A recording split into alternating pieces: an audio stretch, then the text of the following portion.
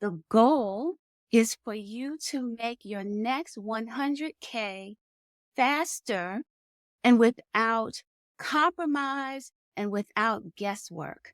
And so the GPS stands for grow, profit, and scale.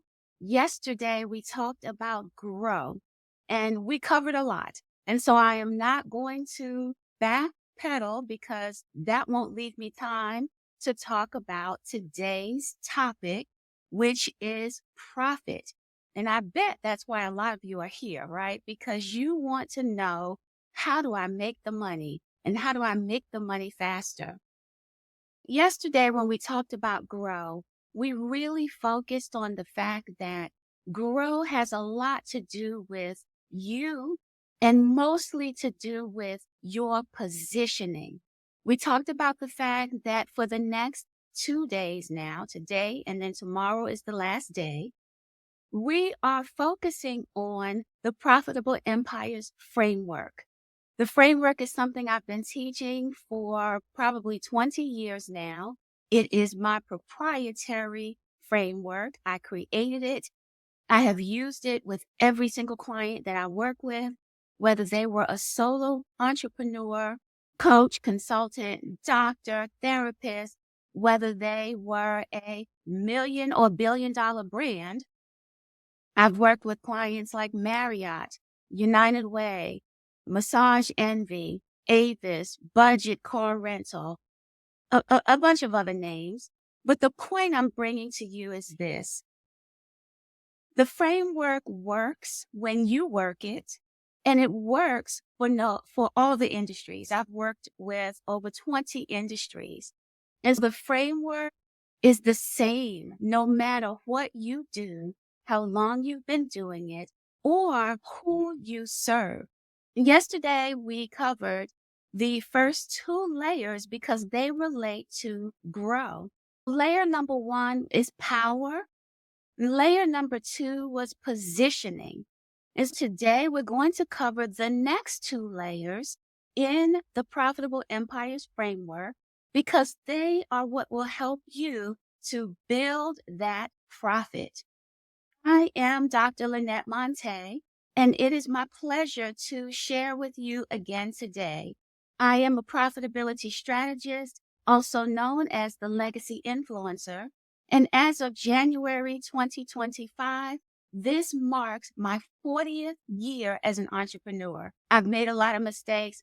I've gotten a lot of things right. I've worked with a lot of clients. And what I share with you today is not just book knowledge, although I have that too. It is street knowledge. It is being out there in the trenches, building businesses of my own, as well as helping my clients build businesses of their dreams. Here's one thing I want you to understand about building a business and exceeding your revenue goals. One, they need to be your revenue goals, not the goals that your family has, not the goals that you're trying to compete with when you are watching someone else, because those goals are going to be hard to reach. You will be chasing goals that you don't really care about. And that's one of the first things that I really want to talk with you about is, what is your why? What is your why? For so many years, I didn't know my why because I thought that the politically correct answer to why was my kids or my family or something that sounded so heartfelt like that.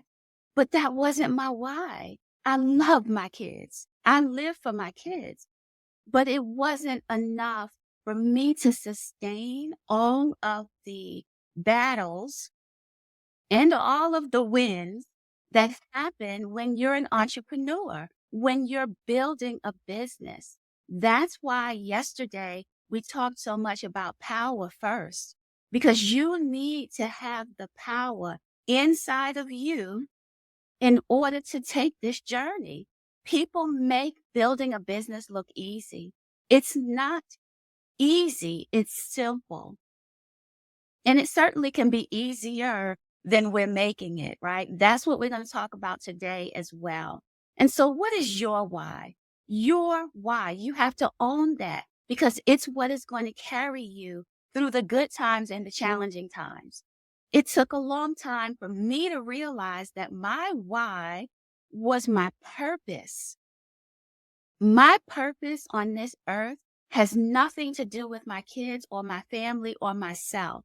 My purpose has to do with you. I was put here for you.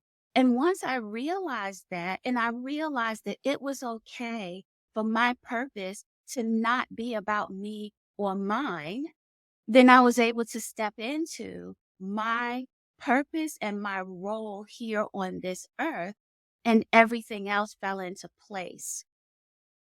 So, what is your purpose? If it is your kids, that's fine. That's absolutely fine. But I want you to determine what that why is. And so today, as we go through profit, yesterday I talked about how I have been known to be a water hose. I can give way more information in one session than your brain can handle.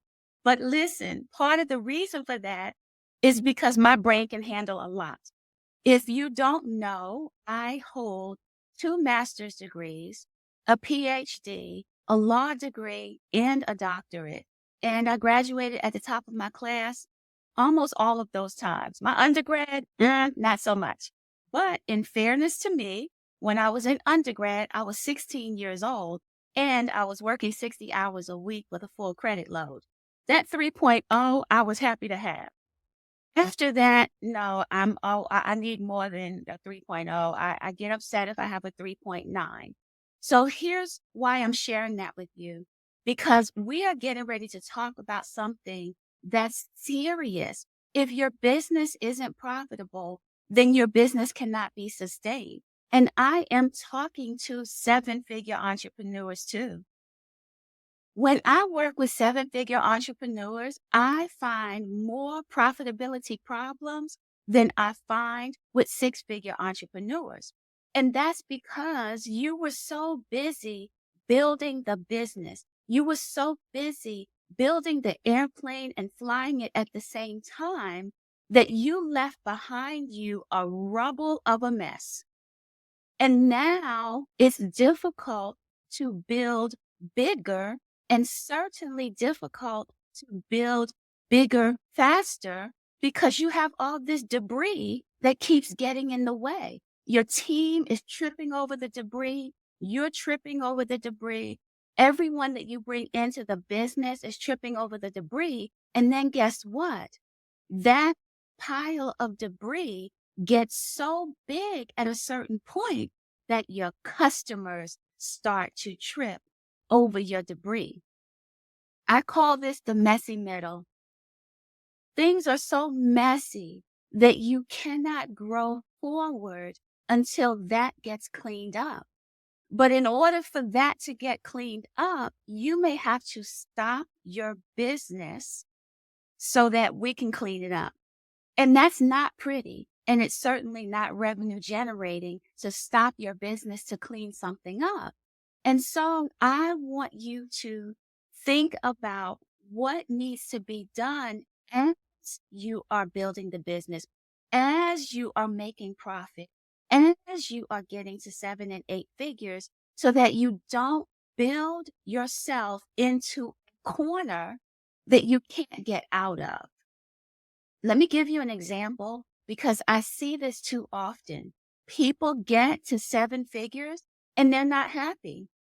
They built a business that is highly successful, highly profitable, but they hate their business because they didn't build something that they love.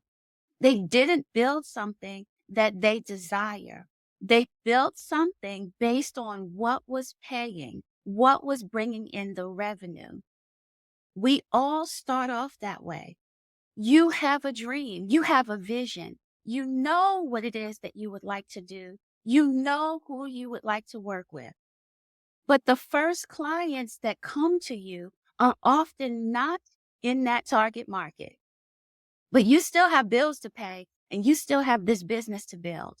And especially if you don't have a JOB that is financing your business, or you don't have a significant other with a trust fund, you need the revenue coming in to pay the bills. So you take those clients, you take those jobs, you take on those contracts, you agree to the proposals that aren't really your dream. And you do them in excellence because that's who you are. However, over time, you continue to take on jobs and contracts and clients that you're not really excited about working with. And now you have a high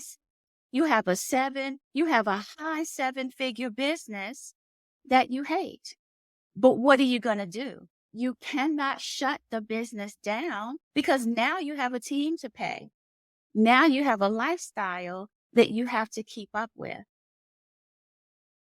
And so I really want you to talk to yourself. I want you to have a conversation with you about your why. It's not too late. If you're in the beginnings of the six figures, it's really not too late. You can shift so that you don't wind up at high seven figures miserable. And if you're at high seven figures, the suggestion that I'm about to make is going to work, whether you're at six or you're at seven. Because I don't want you to have to shut down your entire business in order to grow and to increase your revenue. But something has to change. And so here's what we need to do to either not get into this situation or to fix it if you're there.